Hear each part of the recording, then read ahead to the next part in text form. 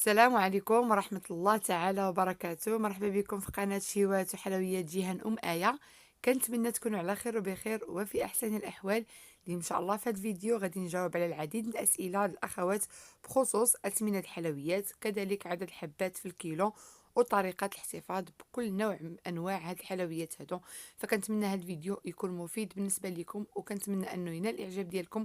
فإلا عجبكم هذا الفيديو ما تبخلوش عليا بالتعليقات ديالكم اللي كتفرحني واللي كتشجعني، وكذلك بتسجيل الاعجاب ومشاركه الوصفه مع الاصدقاء ومع العائله باش تعم الفائده. وبالنسبه اللي كيشاهد الفيديو لاول مره فما عليه الا يشترك في القناه بالضغط على زر ابوني او اشتراك مع الضغط على الجرس باش توصلوا دائما بجديد وصفاتي.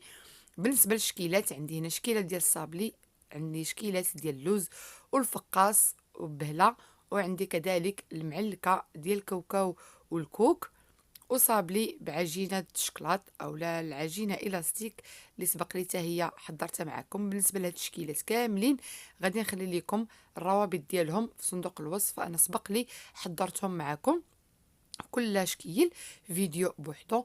اول حاجه غادي نبداو بالصابلي. كيف ما كتشوف معايا الصابلي ملي كنكملو كنديرو في شي علبه، ضروري اننا نغطيو هكا مزيان بالسلوفان باش كنتاكدوا بان ما كدوش ليه نهائيا الرطوبه اللي كتخلي داك الصابلي ما كيبقاش مقرمش. هاد الصابلي هذا مزيان يعني باللوز كونكاسي، داكشي علاش حسبته ب 80 درهم. الا كان عندكم مزيان بكاوكاو فكتحسبوه ب 70 درهم. وبالنسبه اللي كيبغي يخدم العجنه فالعجنه كتخدم ب 2400 يعني 120 درهم اولا 125 درهم، كتبقى على حسب الاثمنه. وعندي هنا البهله اولا غريبه درتها بجنجلان واللوز كيف ما غادي تشوفوا معايا في الفيديو اللي حطيت ديالها بوحدو، هي والفقاس كذلك درتهم بجنجلان واللوز، فهادو كيتحسبوا ب 80 درهم. بالنسبه لطريقه الاحتفاظ كيف ما كتشوفوا ضروري انكم ديروا حتى هما السلوفان. انا كنفضل نديرهم في هاد السطيلات ديال الحليب مجفف ديال نيدو، اولا كديروهم في اي سطوله كيكونوا عندكم هكا ديال القصدير. كذلك دوك سطورات الصباغه الا ما كانش فيهم الصباغه يعني كانوا نقيين كتقدروا كذلك تحتفظوا بهم في حلويات. فشحال هادي والدينا كانوا كيديروهم تما كتبقى الحلوه يعني زوينه وكتبقى مقرمشه. بالنسبه للحلويات اللوز كذلك ومثال كتقدروا ديروهم في اي سطيلات ولا سوبيرات الا كانوا عندكم متوفرين دوك السطيلات ديال النيدو بزاف فجميع انواع الحلويات ديروهم تما. اني راه عندي دوك الجوج كنسبق البهله والفقاس هما الاولين لان هادوك ما خصهمش نهائيا يلواو او لا يرطابوا، والاخرين كنديرهم هنا. فكيكفي انكم تغلفوا مزيان هاد العلب هادو بالسلوفان يعني باش ما كدوش ليهم نهائيا الهواء. بالنسبه لهاد الحلوه ديال العجينه ديال السكر اولا اللي درتها بشوكولا بلاستيك اللي كذلك غادي نخلي لكم الرابط ديالها في صندوق الوصف، فهي كنخليها هي الاخرى عاد كنحضرها لان ما كندخلهاش الثلاجه. كتعرفوا يعني العجين ديال السكر كيقصح في الثلاجه ومني كنخرجوه كيبقى يطلق ديك الرطوبه اللي كتخلي الصابلي كيولي بارد.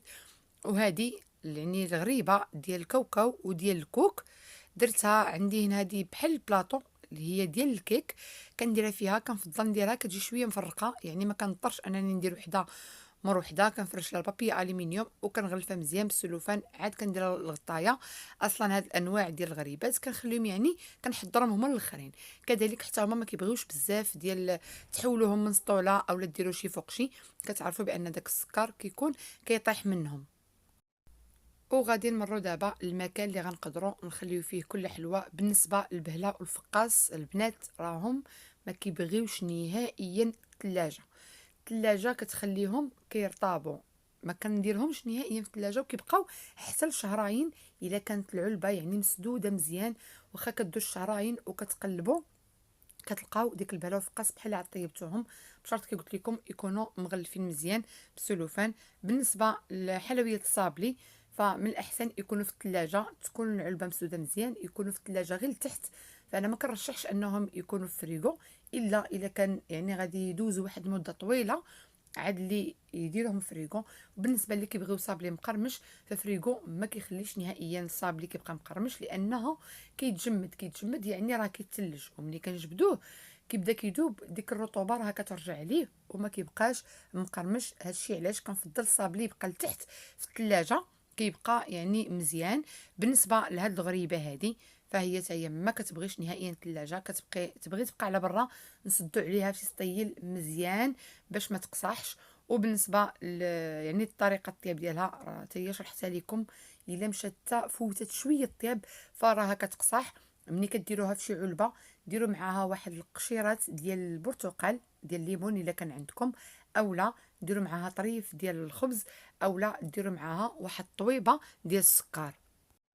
فهذا كيبقى يمتص ديك الرطوبه وهي اللي كتقصح لينا ديك الغريبه ديالنا.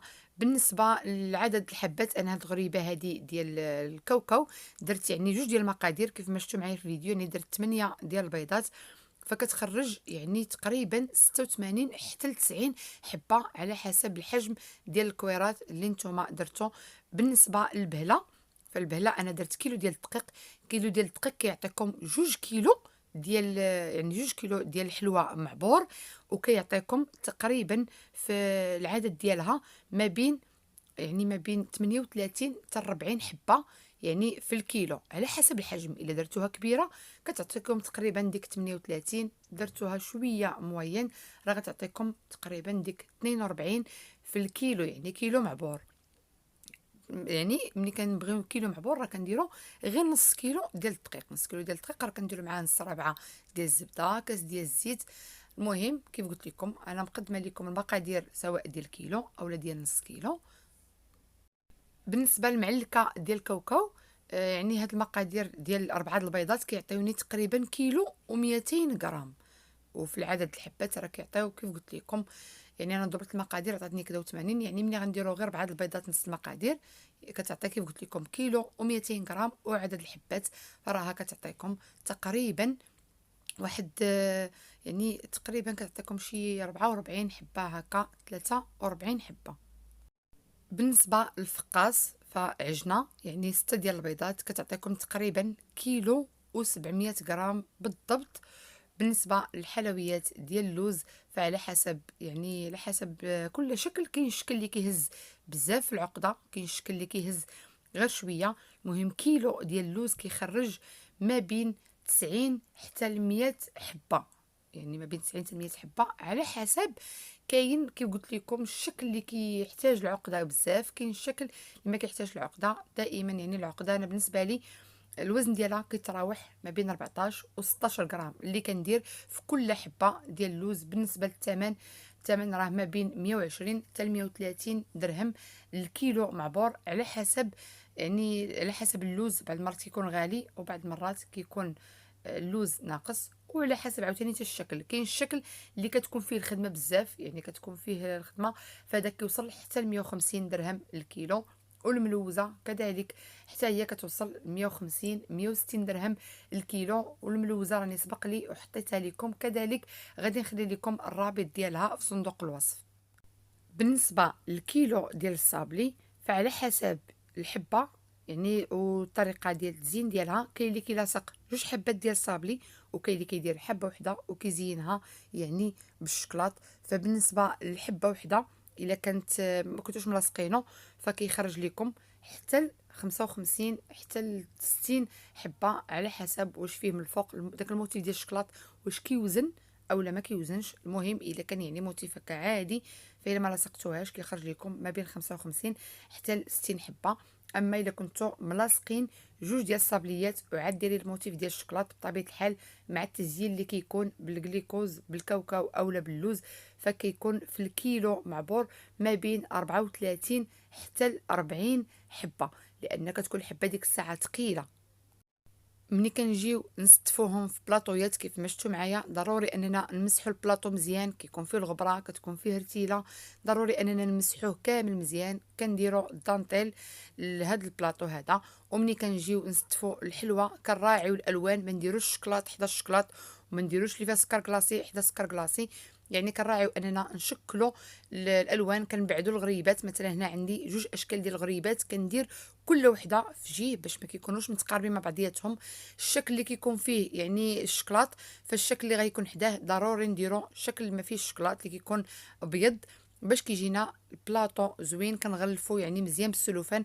انا هنا ما كانش عندي السلوفان كبير، يعني اضطريت انني ندير جوج واحد حدا واحد باش كنغطيهم مزيان، لان هاد البلاطويات غيديبلاصاو يعني في الترونسبور، وضروري انا يكونوا مجبدين ولا مزيان كانت باش عندكم كيزيدوا كوموند ديك هكا الحلوه. اللي غتستفوها في كنتمنى بلاطويات الفيديو ما ديال اليوم ديروهاش بمده يكون نال الاعجاب طويله، لان ديالكم الحلوه واخا وتستافدوا كنغلفوها منه مزيان فراها كتبرد يعني وما كتبقاش بحال اللي كتكون في السبيرات اولا في العلب.